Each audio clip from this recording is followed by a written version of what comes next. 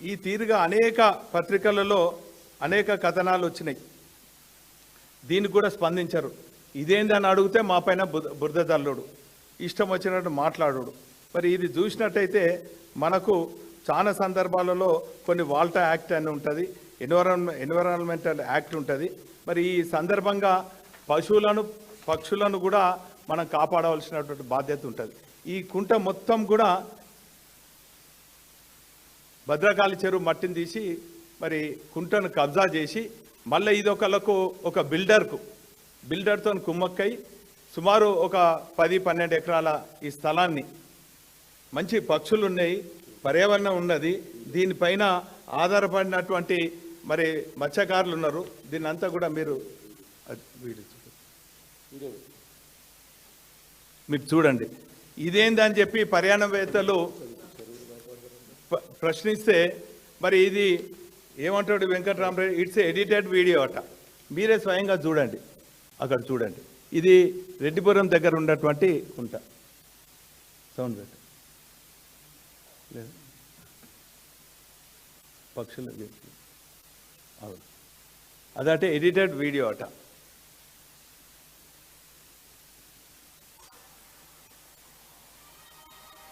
పర్యావరణవేత్తలందరూ కూడా దీన్ని ప్రశ్నిస్తే దీని వెనుక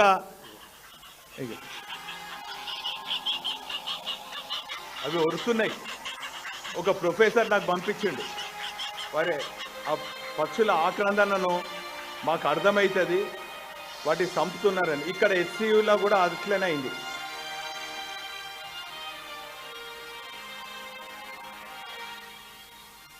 ఈ తీరుగా అన్నిటిని కూడా కబ్జా చేసుకుంటా కూడా ముసుకేసి అవినీతికి పాల్పడుతున్నారు ఇద్దరు తోడు దొంగలు.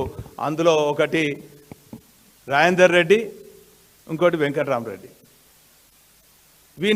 వీని భుజం మీద తుపాకి పెట్టి రాజేందర్ రెడ్డి గారు కాల్స్తాడు, ఎందుకంటే వీనికి ఎక్స్టెన్షన్ రావాలి. ఇక వాని బలం చూసుకొని వీళ్ళిద్దరు ఇష్టం వచ్చినట్టు హౌలా మాటలు మాట్లాడుతుంటారు. ఈ హౌలా చేసేటోళ్ళను హౌలాగాన్లు అనకుంటే ఏమనాలి? మళ్ళీ పైనుంచే మమ్మల్ని ఇష్టం వచ్చినట్టు అంటారు. మాకు అనరాదా? నిన్ను వ్యక్తిగతంగా విమర్శించలేవా? నువ్వు ఎంతున్నావు? 4 ఫీట్లు ఉన్నావు. మమ్మల్ని పట్టుకొని మా నాయకులను పట్టుకొని ఇష్టం వచ్చినట్టు మాట్లాడతావు. ఒక తుపాకీ రామన్ మాటలు, ఒక హౌలా చేసినాలు తప్ప ఒక్కటి కూడా చక్కగా లేదు. ఏం అభివృద్ధి చేసినావు నువ్వు 3 ఏళ్ళలో?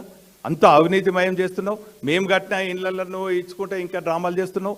మేము కట్టిన కాలేజీ కళాక్షేత్రం నువ్వు ఓపెన్ చేసుకుంటూ ఇది చేస్తున్నావు.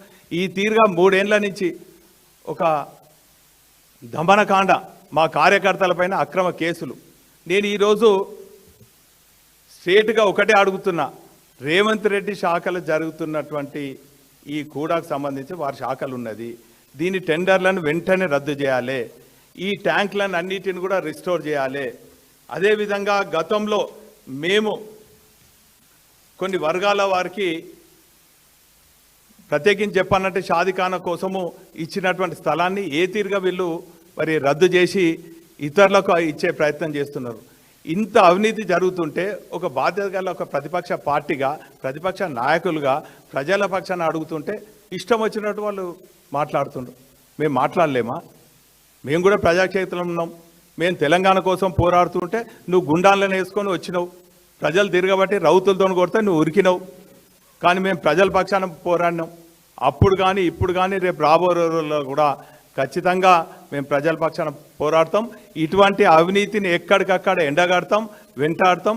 మరొక్కసారి రేవంత్ రెడ్డిని డిమాండ్ చేస్తున్నాం, నీ శాఖలో జరిగినటువంటి అవినీతిని వెంటనే మరి ప్రక్షాళన చేయాలి, ఒక కమిటీ వేయాలి.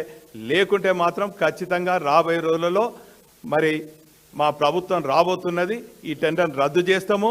ఖచ్చితంగా నేను అక్కడ టెండర్ల పాట పాడిన వాళ్ళకు కూడా మరి విజ్ఞప్తి చేస్తున్నా, దయచేసి మీరు తెలుసో తెలియకనో ఎవరు ప్రోద్బలంతోనో ఉన్నారో మరి దయచేసి అవి రద్దు కాబోతున్నాయి. మీరు అక్కడ ఏమాత్రం కూడా పనులు చేయొద్దు అనేది ఈ సందర్భంగా మేము ప్రజల పక్షాన్ని డిమాండ్ చేస్తున్నాం.